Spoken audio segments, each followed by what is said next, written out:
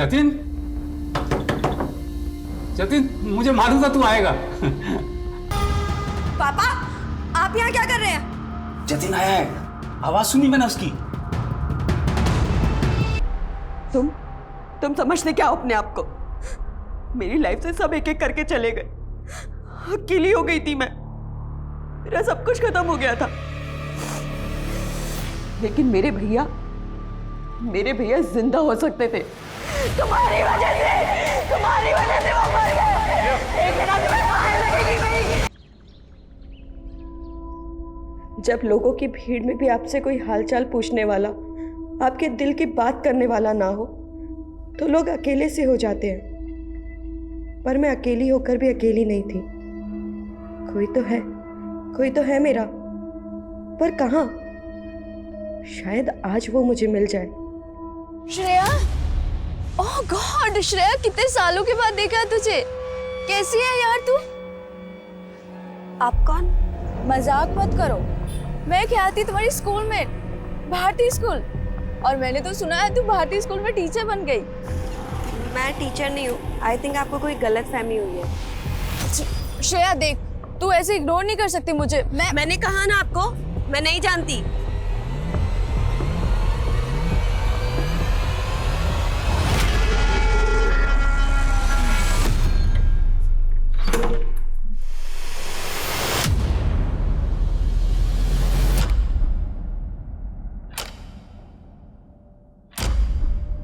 कौन है?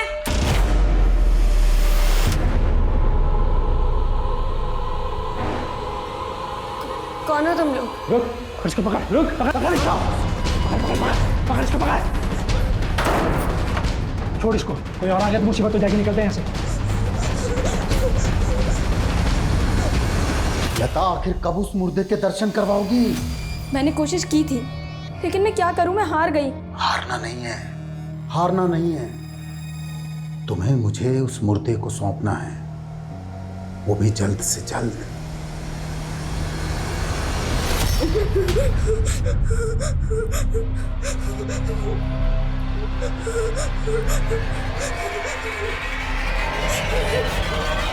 हेलो, क्या? नहीं तुम मत आओ, मैं आऊंगी। मेरा पति घर पे है, ठीक है? बाय। क्यों? फिर अपने एक्स के पास जा रही हो? मैं अपने एक्स के पास जाऊं या वाई के पास, तुम मुझे नहीं रोक सकते। रोक सकता हूँ, पति हूँ तुम्हारा मैं। मैंने ना तुम्हें अपनी जिंदगी में जगह दी है और ना ही अपने बिस्तर में। मेरी दौलत के लिए शादी किया ना तो मुझसे। डाइवोर्स दे दो ना, लेकिन एलिमनी मोटी देनी होगी।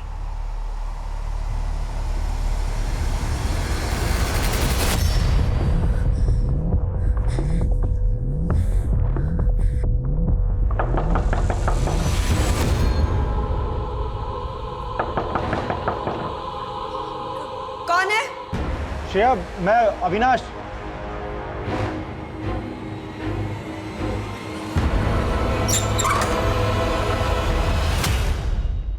क्या हुआ श्रेया? ऐसे अचानक क्यों बुलाया? अरे क्या बात हुई? अच्छा रो मत, चलो अंदर चल के बात करते हैं। बैठ जाओ आराम से। अब पहले रोना बंद करो और मुझे बताओ क्या बात है।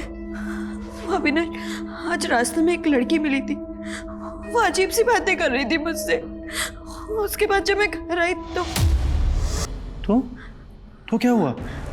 और कैसी लड़की? किसकी बात कर रही हो? कुछ नहीं, मैं बहुत अकेलापन महसूस कर रही थी, इसलिए मैंने तुम्हें कॉल किया। हाँ तो अच्छा किया ना श्रेया। हाँ, डोंट क्राई, मैं आ गया ना। हाँ अविनाश, तुम मुझे कभी छोड़कर तो नहीं जाओगे ना? कैसी बात कर रही हो Shreya? I want to marry you.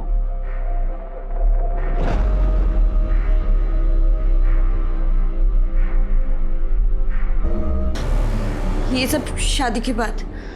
Shreya, तुम कितने पुराने ख्यालात वाली लड़की हो, एकदम 1970s की।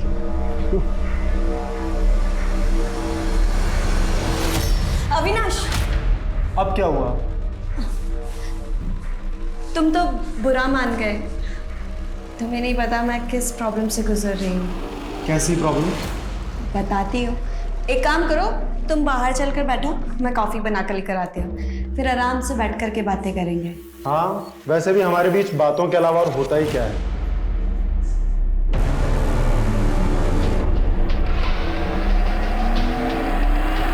संभाल के।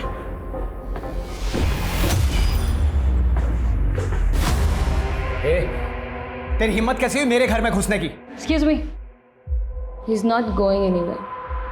संदीप, तुम समझाओ, मैं थक गई। जतिन, तेरा और नीना का कुछ नहीं हो सकता। There is no future, so it's better कि तू इसे डाइवोर्स दे दे। तू मुझे बताएगा कि मुझे मेरी बीवी के साथ क्या करना चाहिए, क्या नहीं। मैं बताता हूँ तुझे। हेलो पुलिस, मेरा पति किसी का कत्ल कर रहा है। क्या हुआ? तुम लोग क्यों गए? मारो उसे, मारो उसे, वरना वो तुम्हें मार देगा।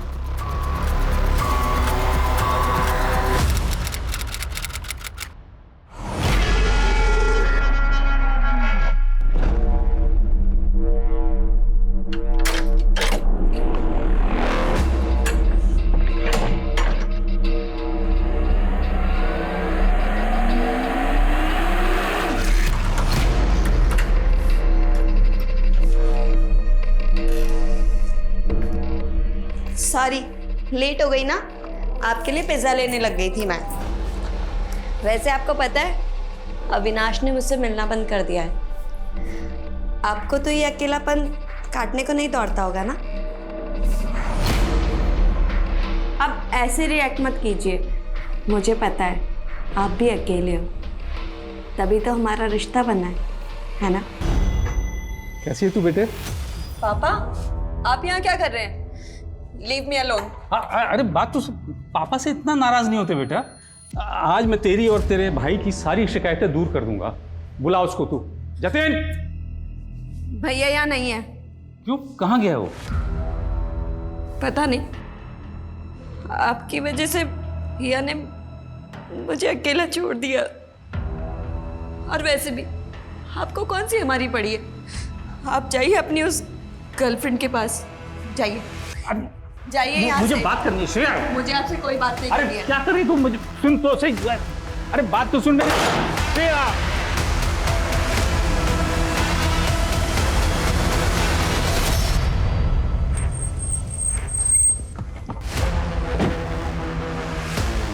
सर, ये मेरा बेटा जतिन है। ये अचानक कहाँ गायब हो गया, कुछ पता नहीं चल रहा है। मेरी बेटी इसे कई महीनों से ढूंढ रही है, लेकिन कुछ पता नहीं चल रहा है। आपका बेटा इतने लंबे अरसे से गायब है, तो आप लोग मिसिंग कंप्लेंट लिखवाने के लिए अभी क्यों हैं? असल में बिजनेस के सिलसिले में मैं आउट ऑफ टाउन था। कल ही जब वापस लौटा हूँ तो मेरी बेटी ने बताया कि 3 महीनों से ये घर ही नहीं आया। हाँ, लेकिन आपकी बेटी तो यहीं थी। 3 महीनों से आपका बेटा गायब है, उन्होंने भी कोई मिसिंग कंप्लेंट नहीं लिखवाई? दरअसल मेरी बेटी मुझसे नाराज़ चल रही है। वो मुझे कुछ बता ही नहीं रही है। मुझे कुछ सही नहीं लग रहा है। कहना क्या चाहते हैं? साफ साफ बताइए, क्या चाहते हैं? सर, मैं चाहता हूँ कि आप मेरी बेटी से बात करें तो शायद वो कुछ बताए।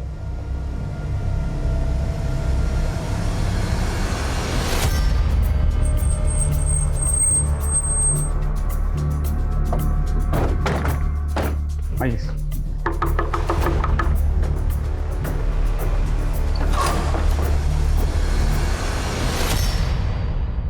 आपका भाई पिछले 3 महीने से गायब है। आपको ज़रा भी फिक्र नहीं है कि आपका भाई कहाँ है? आपने पुलिस में रिपोर्ट भी नहीं लिखवाई। आपके पापा आए तब इन्होंने रिपोर्ट की, आपने क्यों नहीं लिखवाई?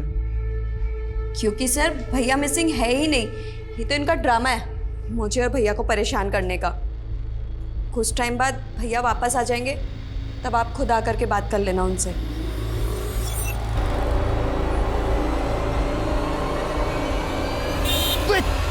अरे देख के चलाओ यार। अरे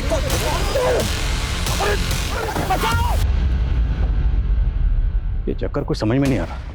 भवानी जी कह रहे हैं कि बेटा 3 महीने से गया है, लेकिन बेटी कह रही है कि जतिन गायब नहीं है, वो जहाँ कहीं भी गया है अपने आप आ जाएगा। आखिर ये चक्कर है क्या? पता करो, ये जतिन वाकई गायब है या मामला कुछ और ही है। जब तक जतिन यहाँ नहीं आ जाता मैं यही हूँ, कहीं नहीं जाऊंगा। और सुन, ये घर मेरा है और तू मुझे यहां से नहीं निकाल सकती।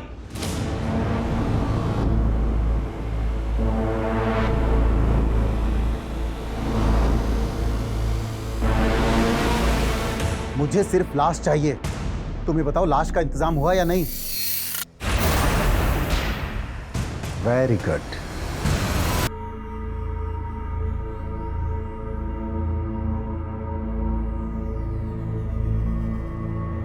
ओए बंदरिया भैया अरे अरे वाओ, पाउट वाली हीरोइन की तरह क्लिक किया जा रहा है ना। अच्छा वैसे सच सच बता, ये फोटो बॉयफ्रेंड रवीश को भेज रही है? भैया आप मेरी इतनी जासूसी क्यों कर रहे हो? अरे भाई हूँ तेरा, जासूसी तो करनी पड़ेगी ना। अच्छा एक बात बता, सच में शादी करना चाहती है उससे? हाँ पर टीचर बनने के बाद। अरे वाह, पापा से बात करूं? नहीं नहीं पापा से बात तो करनी पड़ेगी ना।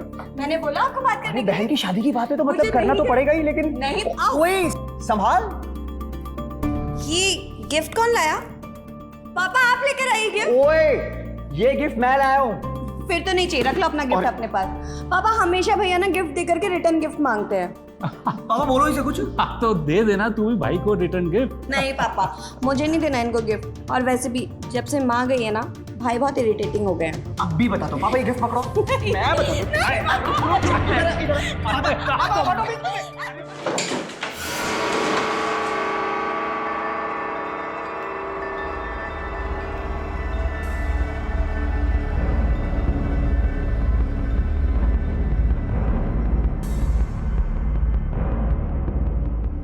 जतिन,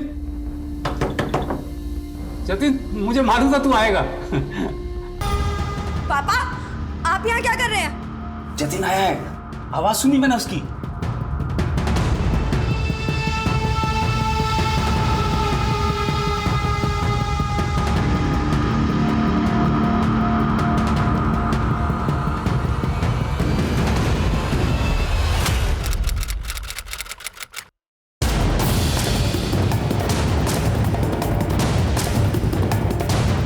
आसपास का एरिया अच्छी तरह से स्कैन करो, कुछ भी छूटना नहीं चाहिए। जैन सर, सुबह एक राहगीर ने भवानी सिंह की लाश को कार में देखा था, और ये वही भवानी सिंह है जिसने 3 दिन पहले अपने बच्चे की मिसिंग कंप्लेंट। बॉडी को इस कार में लाकर यहाँ सुनसान इलाके में डंप किया गया, यहाँ पर दूर दूर तक कोई CCTV नहीं। सिविल लाइन यहाँ से 16 किलोमीटर दूर होगा। Yes sir. यहाँ आने जाने वाले रास्तों में जितने भी CCTV है सबको फटाई खंगालो। मैं इनकी बेटी शिरा से मिलता हूँ। Okay sir.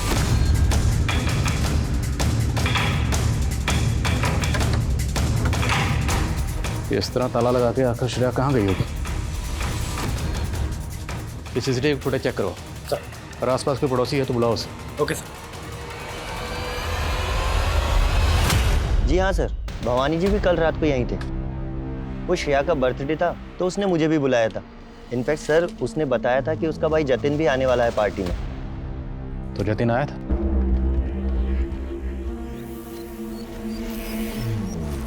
श्रेया, लगता है भैया कहीं बिजी है इसीलिए नहीं आए। एक काम करते हैं, मैं केक कट करती हूँ। तो बर्थडे पार्टी रात को कितने बजे तक चली थी? यही कोई 10 सवा 10 बजे तक, लेकिन तब तक जतिन नहीं आया था। अच्छा, आपने जतिन को इस घर में आखिरी बार कब देखा था? सर जतिन को देखे हुए तो एक लंबा अरसा हुआ। वो शादी के बाद से ही यहाँ से शिफ्ट हो गया था। जतिन शादीशुदा? जी हाँ सर, वो यहीं अपनी बीवी के साथ में हरिनगर में कहीं रहता है। हरिनगर में एग्जैक्टली कहाँ रहता है, कुछ आइडिया आपको? आई एम सॉरी सर, ये तो मुझे कोई जानकारी नहीं। सर आप यहाँ? हमें आपके फादर की लाश मिली है।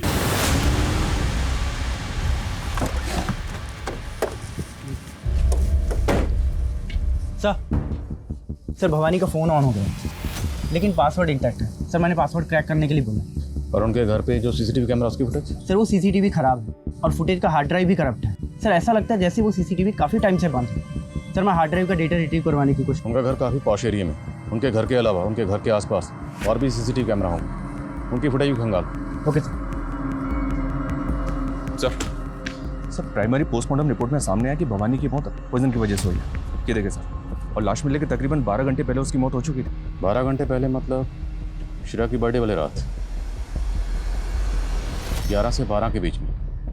और पड़ोसी ने बताया था कि बर्थडे पार्टी तकरीबन रात को 10 बजे तक चली थी। और एक बात सर, भवानी की कार में जो पानी की बोतल मिली थी, ये पॉइजन उसी में मिला हुआ था।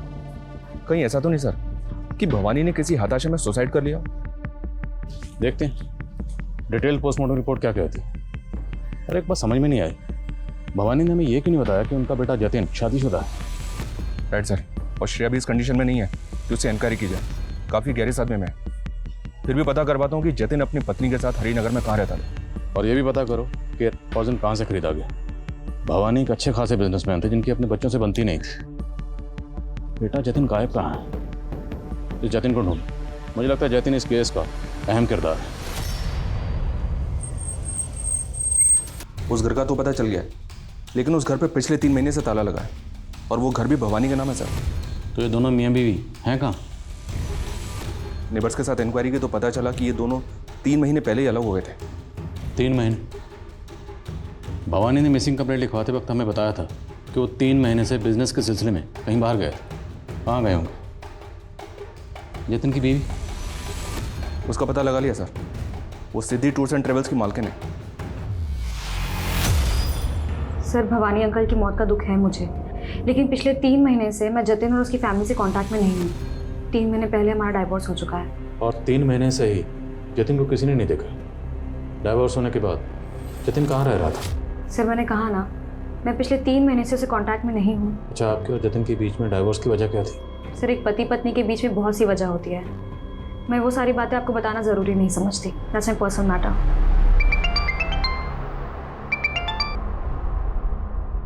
विकास सर, श्रेया के घर से थोड़ी दूर कर्नल शमशेर सिंह का घर है। सर मैंने उनके घर की सीसीटीवी फुटेज चेक की है। सर श्रेया की बर्थडे वाली रात वहाँ से एक आदमी कंबल ओढ़कर भागते हुए दिखाई दिया। सर उसी फुटेज में थोड़ी देर बाद भवानी जी की कार भी वहाँ से जाते हुए दिखाई दी। सर ऐसा लग रहा है जैसे भवानी जी उस आदमी के पीछे अपनी कार लेकर गए।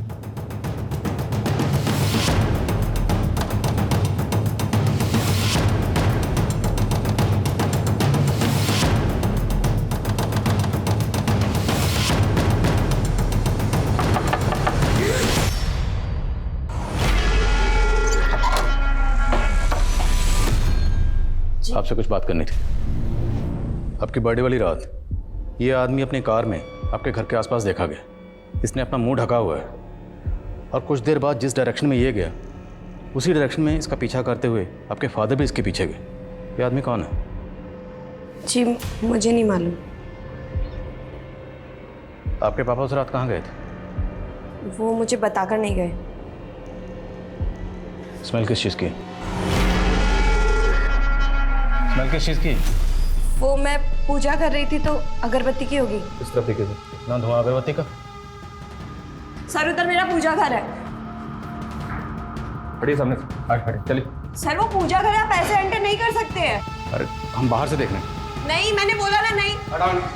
नहीं, अरे मैंने मना किया ना। नहीं छोड़ो मुझे। नहीं, अरे छोड़ो। नहीं। तो बहुत धुआं है सर।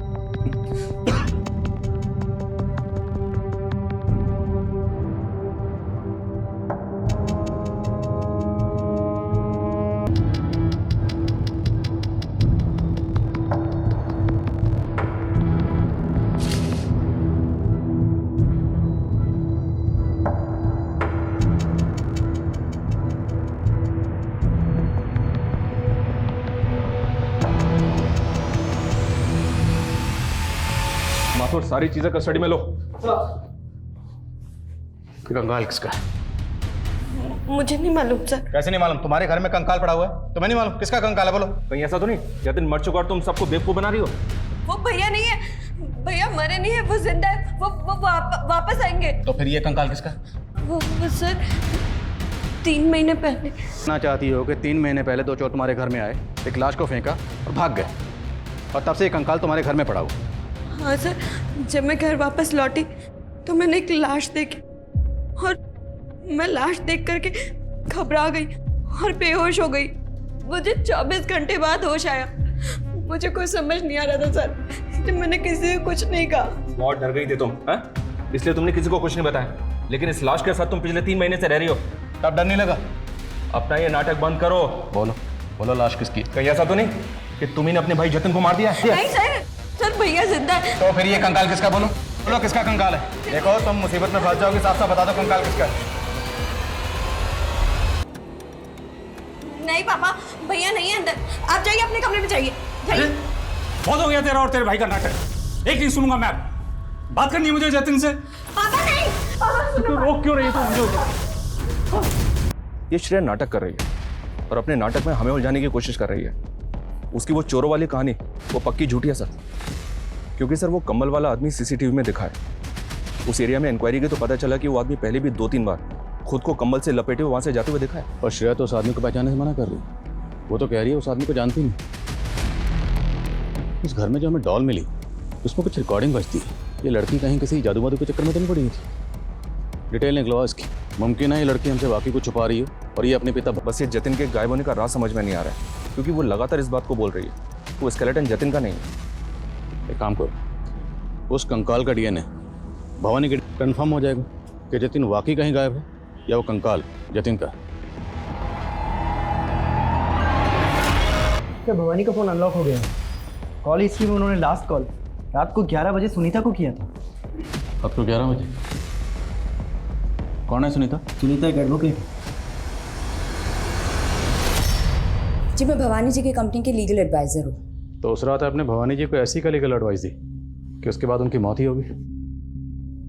ये सुन के तो मैं भी खुद हैरान हूँ सर। दरअसल उस रात को वो अपनी विल के बारे में मुझसे कुछ बात करना चाह रहे थे। सुनीता, मुझे अपनी विल चेंज करनी है, तुरंत मिलना है तुमसे। लेकिन उसके आगे उन्होंने कुछ बताया नहीं था। मैं एक्सपेक्ट कर रही थी कि वो अगले दिन मुझसे मिलने आएंगे, लेकिन फिर। तो उनकी पहली विल में ऐसा क्या लिखा था जिसे वो चेंज करवाना चाहते थे? सर उनकी पहली विल के मुताबिक उनकी मौत के बाद उनके बेटा, उनकी बेटी और उनके भाई तीनों ही बराबर हकदार थे उनकी प्रॉपर्टी में। उनका भी भाई भी है? जी, उनका एक छोटा भाई है विक्रम सिंह। वो यहीं कुतुब रोड पे कहीं रहता है। कुतुब रोड पे हमें भवानी जी की लाश मिली। क्या इन दोनों भाइयों का आपस में किसी बात को लेकर कोई झगड़ा था? सर विक्रम, श्रेया और जतिन, इन तीनों का ही भवानी जी के साथ अक्सर कुछ ना कुछ इशू चलता रहता था, खासतौर पर उनके पुश्तैनी घर को लेकर। भैया आपकी बिल से मेरे को कोई लेना देना नहीं है। ये हमारा पुश्तैनी घर है, इसको बेचिए और मेरा हिस्सा मुझे दे दीजिए। चाचा जी, ये घर नहीं बिकेगा। इस घर से हमारी माँ की यादें जुड़ी हुई है। इसके अलावा और मैं कुछ नहीं जानती सर। पता करो, ये भवानी का भाई विक्रम कुतुब रोड पे कहाँ रहता है? Yes sir.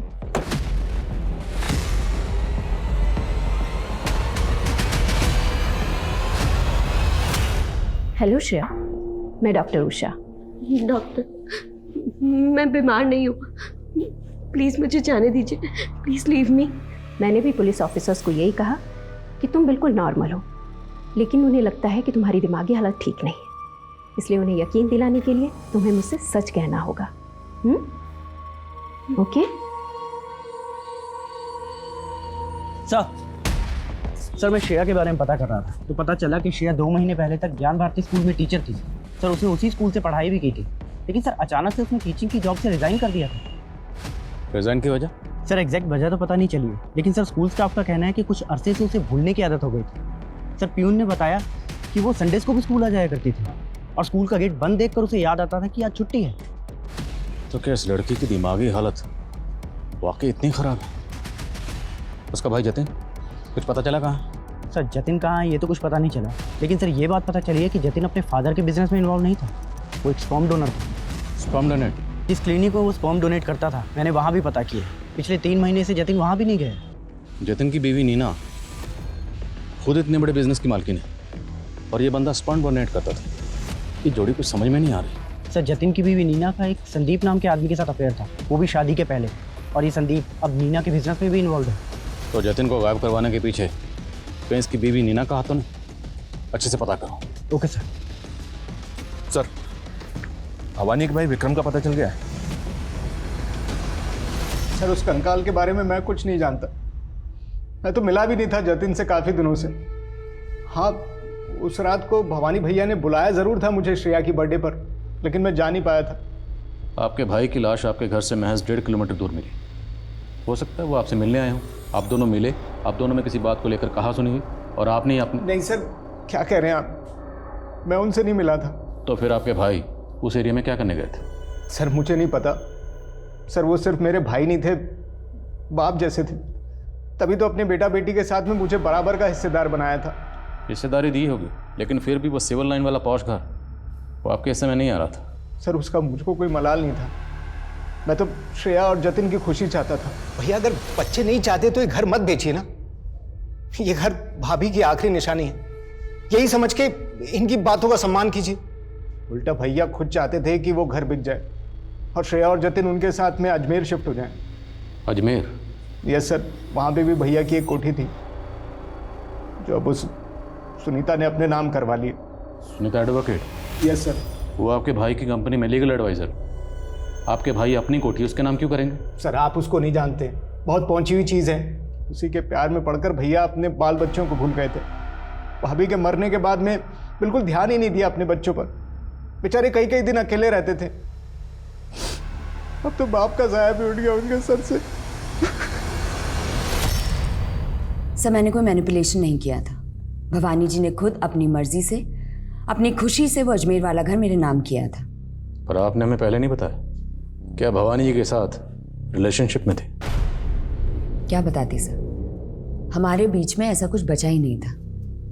भवानी जी ने अपने बच्चों के कारण मुझसे दूरी बना ली थी। अच्छा उस रात क्या भवानी जी ने वाकई अपनी वसीयत चेंज करने के लिए आपको फ़ोन किया था? जी सर, पर मुझे नहीं पता कि अचानक उस रात को ऐसा क्या हुआ जो।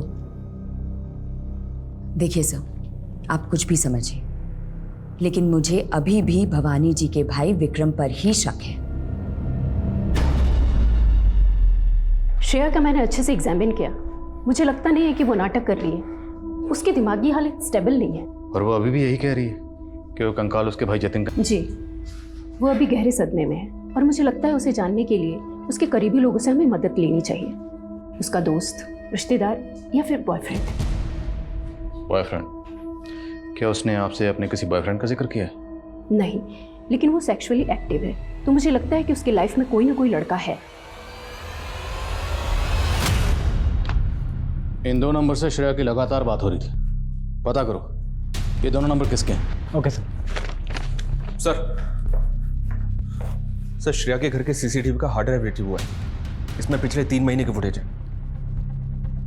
और सर 3 महीने से सीसीटीवी बंद है। सर इस दिन श्रेया मेन डोर से घर के अंदर दाखिल हुई, तब घर पे ताला लगा हुआ था। और उसके बाद ये दोनों आदमी मेन डोर से भागते हुए दिख रहे हैं और इन दोनों के हाथ में बैग भी है। तो सवाल ये है कि अगर घर में ताला लगा हुआ था तो ये दोनों घर में दाखिल कैसे हुए होंगे? हो सकता है सर ये दोनों चोर हों और टेरेस से होते हुए घर के अंदर दाखिल हो गए। तो मतलब श्रेया की चोरी वाली बात सही है। बस फुटेज में जतिन कहीं नहीं दिख रहा। श्रेया के मुताबिक 2 लोग जब घर में आए थे, उनके भागने के बाद घर में उसने एक लाश देखी। अगर 2 लोग घर में चोरी करने आए थे तो लाश फेंक कर क्यों जाएंगे? हो सकता है सर चोर 2 नहीं 3 हो। इन तीनों का आपस में झगड़ा हुआ, 2 ने मिलकर एक को मार दिया और उसको छोड़ के भाग गए। पर फिर भी एक लड़की एक लाश के साथ रह रही थी, वो भी अकेली, वो भी 3 महीने के लिए। नॉर्मल है क्या? पता करो ये दोनों चोर कौन थे, और वो कंबल वाला आदमी भी हो सकता है इनसे कनेक्टेड हो। और एक बात सर, चोरी के अगले दिन का भी फुटेज चेक किया मैंने। इस घर में एक और लड़के का आना जाना था। कौन है लड़का?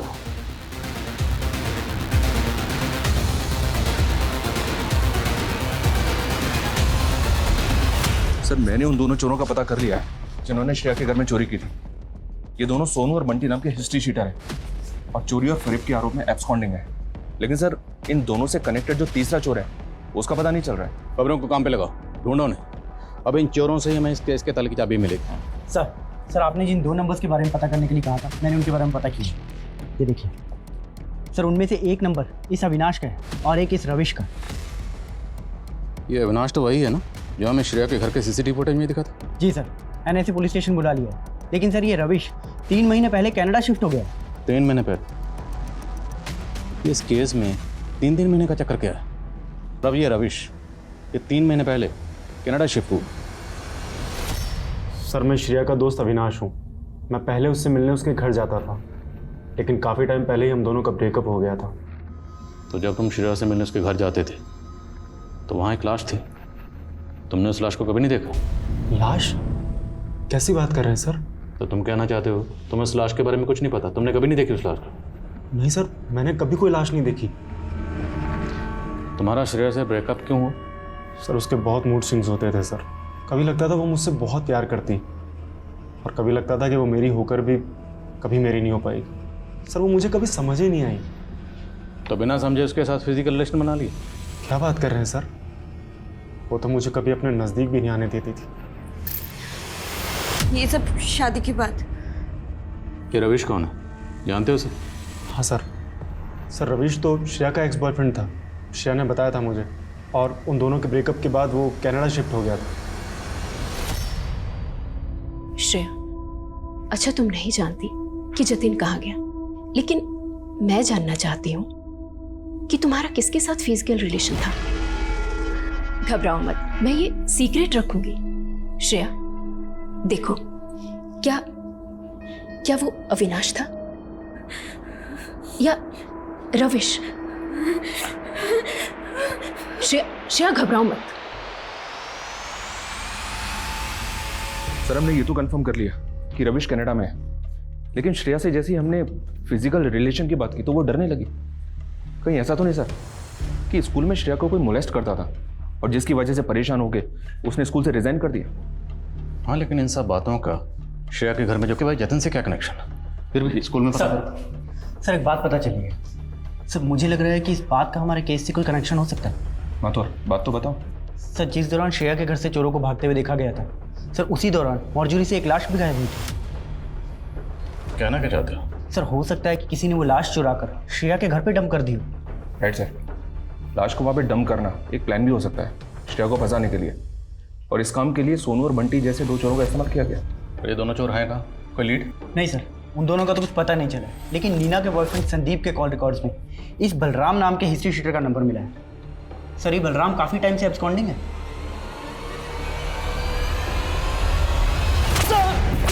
सर मुझे नहीं पता सर जतिन कहाँ है सर मुझे नहीं पता सर मैं सच बोला। तो नीना जी, सब पता लगा लिया हमने। आपका जो बिजनेस है उसमें इन्वेस्टमेंट थी भवानी की। भवानी मतलब आपके ससुर। आपके ससुर की इन्वेस्टमेंट थी तो जाहिर सी बात है उसमें आपके शौहर ससुर अब रहा नहीं, जतिन गायब है, तो उस बिजनेस की अकेली मालकिन कौन है? आप कहना क्या चाहते हैं? आपका जो बॉयफ्रेंड है ना संदीप, उसने सब कह दिया, सब बता दिया कि कैसे बलराम के जरिए। सर मेरे और जतिन की शादी बस एक डील थी। जतिन के बाप को लगता था कि मुझसे शादी करके उनका स्पर्म डोनर बेटा सेटल हो जाएगा, इसलिए मैंने भी बिजनेस में इन्वेस्टमेंट की शर्त रख दी उनके सामने। पहले जतिन उसमें बराबर का पार्टनर था, उसके बाद जब बिजनेस सेटल हुआ तो मैंने जतिन को डाइवोर्स दे दिया। डाइवोर्स पेपर पे ज़बरदस्ती साइन करवाया। जतिन बाहर, पूरा बिजनेस आपका। सर लेकिन उसके बाद बलराम ने जतिन को छोड़ दिया था। मुझे नहीं मालूम कि उसके बाद वो कहाँ गायब हो गया। गायब हो गया या गायब करवा दिया? सर मैं सच कह रही हूँ, मुझे नहीं मालूम जतिन कहाँ है।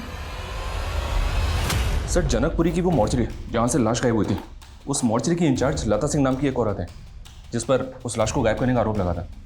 लता ने जनकपुरी पुलिस को बयान दिया सर कि उसने लाश गायब करके योगराज नाम के बाबा को दी थी, और ये बाबा इतना पावरफुल है कि जनकपुरी पुलिस उस पर कोई एक्शन नहीं ले पाई। लेकिन इस योगराज का? सर मैंने उनके चाचा विक्रम सिंह से बात की, उसने बताया कि योगराज बाबा एक टाइम पे श्रेया की माँ का गुरु हुआ करता था।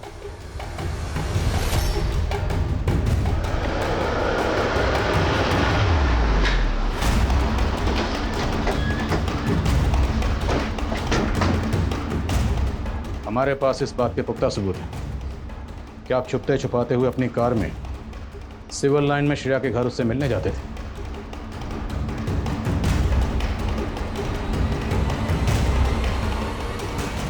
आप श्रेया से मिलने उसके घर क्यों जाते थे? मैं वहां श्रेया के भाई जतिन को जिंदा करने जाता था। What? जतिन मर चुका है? हाँ, श्रेया मेरी शिष्या की बेटी थी। एक दिन वो मेरे पास आश्रम में आई थी। बाबा जी, मेरी माँ का अटूट विश्वास था आप पर, उसने मेरे भाई को मार दिया।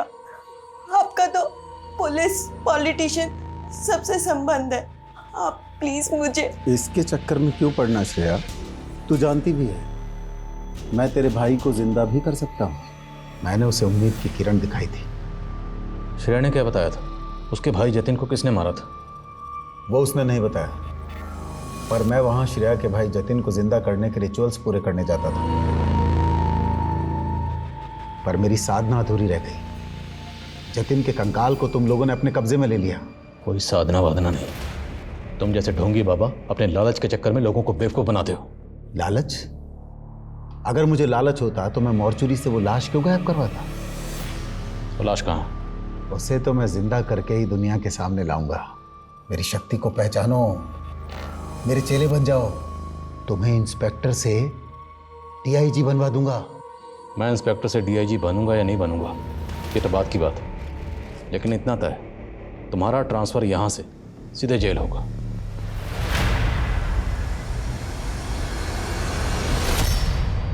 तुमने योगीराज को बताया था कि तुम्हारे भाई जतिन को किसी और ने मारा था। अगर उसे किसी और ने मारा था तो उसकी लाश तुम्हारे पास कैसे है? बोलो, किसने मारा था उसे? जतिन को किसने मारा? चुप क्यों? बोलो, उसकी लाश तुम्हारे पास कैसे आई? जतिन को किसने मारा? चुप क्यों? बोलो, उसकी लाश तुम्हारे पास कैसे आई? कहीं ऐसा तो नहीं कि तुमने अपने भाई जतिन को मारा? तुम समझते क्या हो अपने आप को? हाँ? मेरी लाइफ से सब एक एक करके चले गए, अकेली हो गई थी मैं, सब कुछ खत्म हो गया था मेरा, लेकिन मेरे भैया जिंदा हो सकते थे, जिंदा हो सकते। Sir, are you okay? Sir, उस एरिया के कई केमिस्ट और किराना स्टोर में इंक्वायरी की तो फाइनली नारायण चौक के किराना स्टोर ने भवानी का फोटो आइडेंटिफाई किया। उसने कंफर्म किया कि भवानी ने खुद वो। तो मुमकिन उनको पता चल गया हो कि उनका बेटा जतिन मर गया है। और अगर मारने वाली खुद उसी की बेटी हो तो इस बात से दुखी होकर कोई भी बाप सुसाइड कमिट कर सकता है सर। भगवान, क्या एक बहन अपने सगे भाई का कत्ल कर सकती है? वो कत्ल करने के बाद उसकी लाश को अपने घर में छुपा के रख सकती है इतने लंबे अरसे तक कि लाश गलकर कंकाल बन गई। इस बात पे यकीन करने को दिल नहीं कर रहा। सर, जतिन और श्रेया से जुड़ा हर शख्स तो यही करे, लेकिन सर श्रेया की एक दोस्त है ख्याति, उसका कुछ और ही मानना। मेरी आजू से बात हुई है। क्या मानना है उसका? सर, सर अभी भी पता चला है कि ललितपुर पुलिस ने बंटी और सोनू दोनों को अरेस्ट कर लिया है। एक दुकान में लूट कर रहे थे दोनों को यहाँ हाजिर करो। साहब हम मानते हैं, हम काफ़ी टाइम पहले गए थे उस घर में चोरी करने, लेकिन हमने किसी का मर्डर नहीं करा। हाँ साहब, हम सच कह रहे हैं। हम तो रेकी करके वहाँ गए थे, हमें लगा वहाँ कम लोग होंगे तो चोरी करना आसान होगा, लेकिन जब हम चोरी करने पहुँचे तो वहाँ लाश पड़ी थी सर। भाई, इसकी लाश पड़ी थी? हाँ सब यही था। हमने इसको 2 दिन पहले रेकी के वक्त वहाँ जिंदा भी देखा था, लेकिन जब हम चोरी करने पहुँचे तो वहाँ इसकी लाश पड़ी थी सर। माँ कसम साहब, हमने नहीं मारा इसको। सर, श्रेया मेरे बचपन की बेस्ट फ्रेंड थी और उसने अचानक से मुझसे दूरी बना ली क्योंकि जतिन ने कहा था कि वो मुझसे बात ना करे, और इसीलिए इतने सालों के बाद वो मुझसे मिली और उसने मुझे पहचानने से मना कर दिया। बचपन में ऐसा क्या हुआ था? श्रेया भूल हो गई। अच्छा, अब नहीं करूँगा बस। आप कहना चाहती हैं कि बचपन में जतिन ने श्रेया के साथ? सर, हो सकता है कि ये सिलसिला उनके बड़े होने के बाद भी चलता रहा हो। कैसे मुमकिन है? I mean, दोनों सगे भाई बहन। सर, मैंने देखा तो नहीं, लेकिन सर महसूस ऐसा ही होता था कि जतिन श्रेया को मोलेस्ट करता था।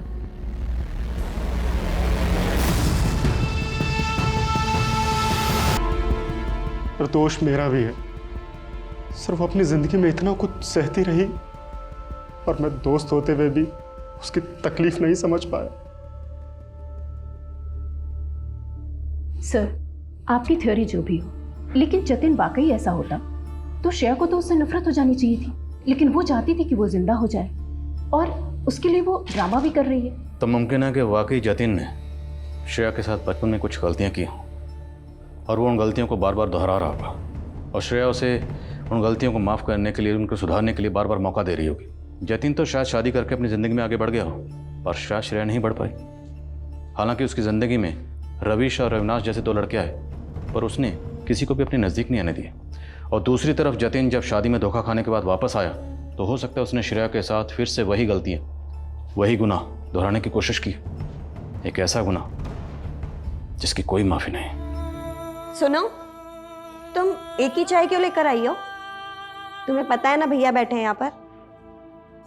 जाओ एक चाय और लेकर आओ, जाओ। हाँ भैया, क्या कह रहे थे आप? हाँ, ही सही बात है।